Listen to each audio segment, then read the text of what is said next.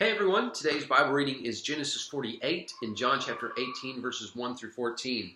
We're working our way through. We're almost done with the book of Genesis and with the book of John, so I just encourage you to keep up with the reading. Just a little bit every day will make a huge difference in your life.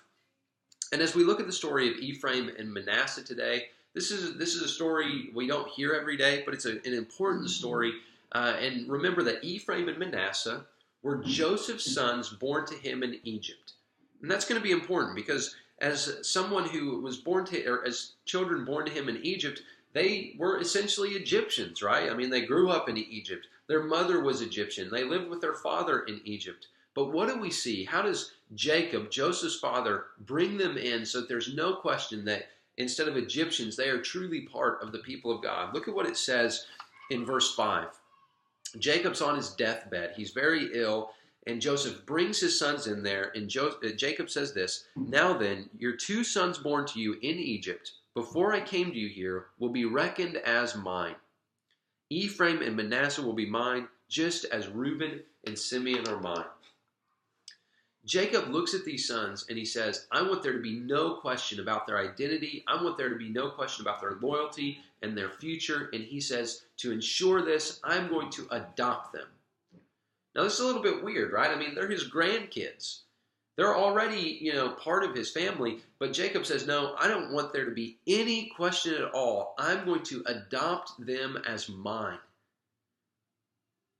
They're my own sons. And as we think about what Jacob did, think about the way that God treats us.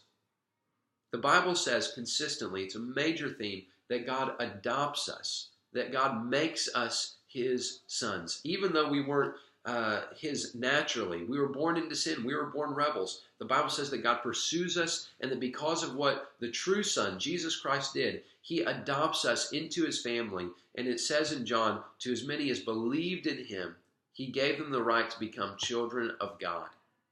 We are adopted into God's family. And think about Ephraim and Manasseh here. Jacob chooses them, and he brings them into the family. In the same way, God chooses us, and it's an honor. He brings us into the family and makes us his. What great love God has for us. And as we look at John chapter 18, we see how this happens. This is the story of Jesus. He's about to go to the cross, and we see some amazing things come about here in John chapter 18. It says in verse 4, Jesus, knowing all that what was going to happen to them, he went out and he asked these people, who is it that you want?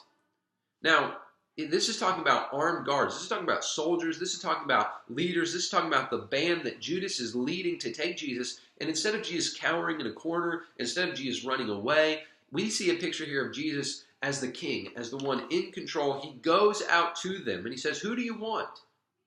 They say, Jesus of Nazareth. And then Jesus says this, look at this. He says, I am he.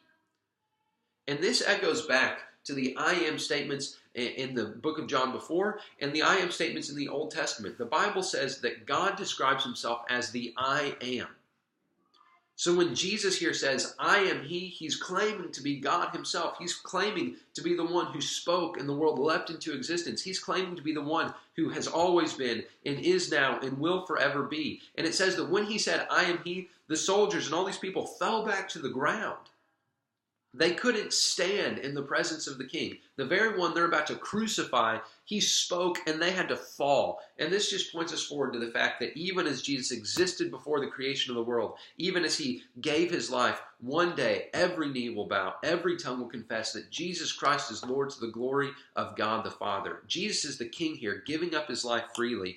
And, later we see that Simon Peter wants to he cuts off the ear of the high priest's servant. But Jesus says, put your sword away. Shall I not drink the cup the Father has given me?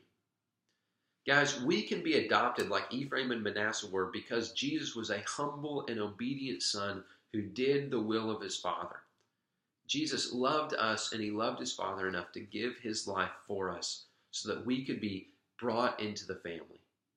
What a great truth that is, that our God loved us so much that he gave his son so that we could then become sons and heirs. So I pray today, guys, that we'll live that way. We'll remember these truths. Hope you guys have a good rest of the day. I'll see you tomorrow.